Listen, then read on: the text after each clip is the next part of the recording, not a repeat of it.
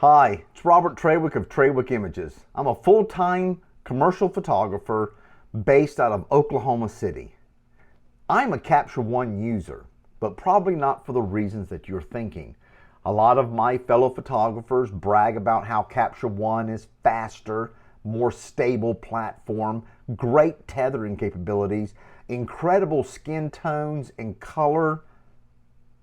All of those things do matter to me, but not as much as one particular thing that will change the way you do photography and your post-processing.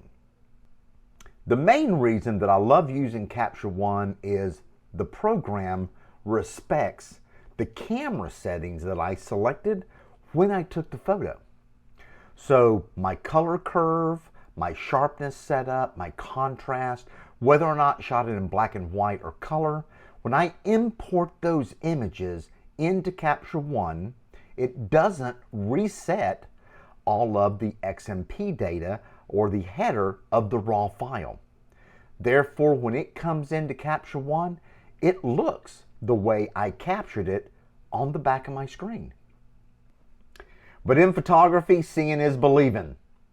So let's dive into my computer and let me show you the one feature that really is the best reason to switch to Capture One, and that is respecting your settings.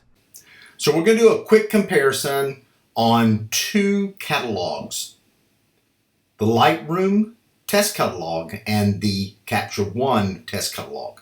Both of these catalogs were just created.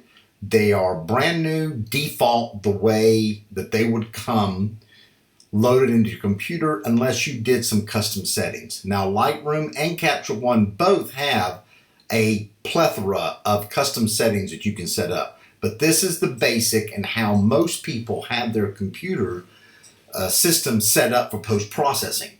So to give you an idea of what I'm working on here, in case you think that Robert Trawick's computer is slower than most, I'm using a 2015 27-inch Retina 5K iMac with an NIKKOR processor, 2 gig of video RAM, and 32 gig of regular RAM. This computer I use every single day and it still gets the job done. It is not as fast as what you can get today on a baseline model. And I normally upgrade my computers every 6 to 7 years, so I'm definitely due for a new Mac Studio. Another video on that another day. So let's go ahead and compare these. So I went ahead and grabbed a couple of images I used to submit to a magazine. So we just picked out 10 images, and currently these are compressed raw files from my Fuji, and the iMac operating system cannot preview them. So let's go into Lightroom first. So I'm going to go ahead and import that file folder right here, images for test. You can see that it can show it up. Now I want you to pay close attention to this black and white image right here, the mag submit 0009, okay?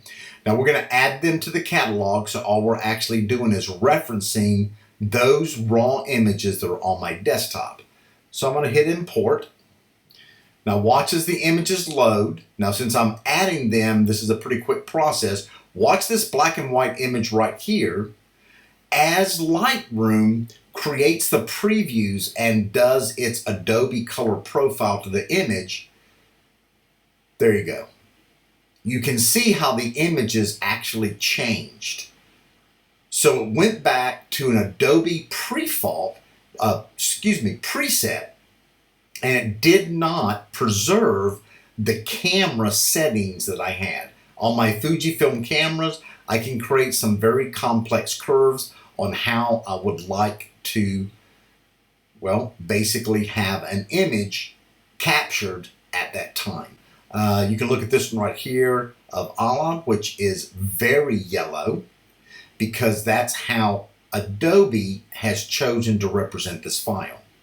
So now let's go do the same thing in Capture One. It's down here at the bottom. So we'll import Capture One. We're going to come over here to images for test import, review for import, and I'm just going to add them to this catalog.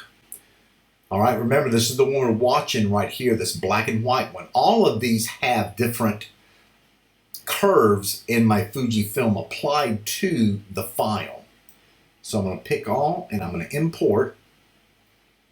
And you can already see, even though we're just adding the images, Capture One is able to bring those in probably, I don't know, definitely faster than Lightroom. But if you look at this file right here, this black and white one, it's not changing. So if I bring over my activities menu from my second monitor, you can see that right now it's syncing the metadata and it's building all the previews right now inside of Capture One.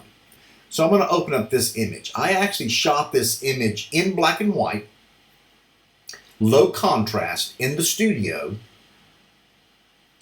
and Capture One respected how my camera was set up to capture this image. Let's make this just a little bit smaller. And let's see if we can put the Lightroom image on the same side. And let's see if I can grab a corner here to reduce it down. There we go. And we put these images pretty much side by side. Right about there. So you can see the difference of what happened. Now, both images give us a great starting point for editing. However, Lightroom overwrote the settings that I had on the camera for black and white. And of course, I can use Capture One or Lightroom to convert images to black and white. But this one basically disrespected me, so it's a reason that I love Capture One so much. Let's try a different image. Let's try this one right here. Look at the colors on this one, and then you can see how it was interpreted by Adobe on this side. So the one in Capture One respected the contrast ratio that I set up in my camera because that's what I wanted the image to look like. I selected those settings of my camera at the time of capture because I wanted that look.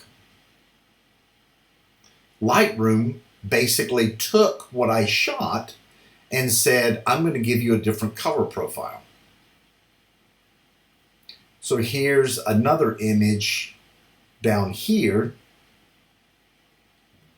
And this one over here on Capture One, it's respecting my bleach bypass shot. And the other one looks pretty close, but it seems to have a little bit more pink in it, the skin tones, than I probably would have liked for this image.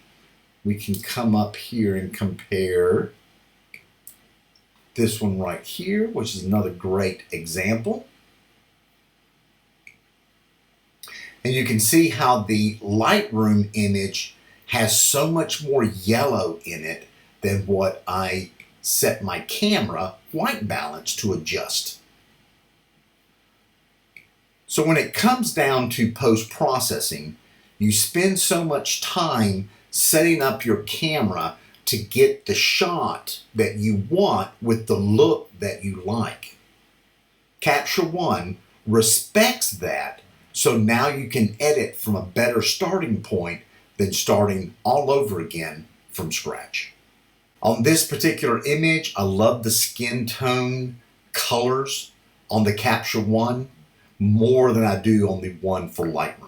Lightroom still looks good. I can adjust it from there, but again, it has a little bit too much yellow for my taste in the skin tones, where the other one, I could tweak if I like, or I could almost give them a JPEG out of the camera and they'd be quite happy with it.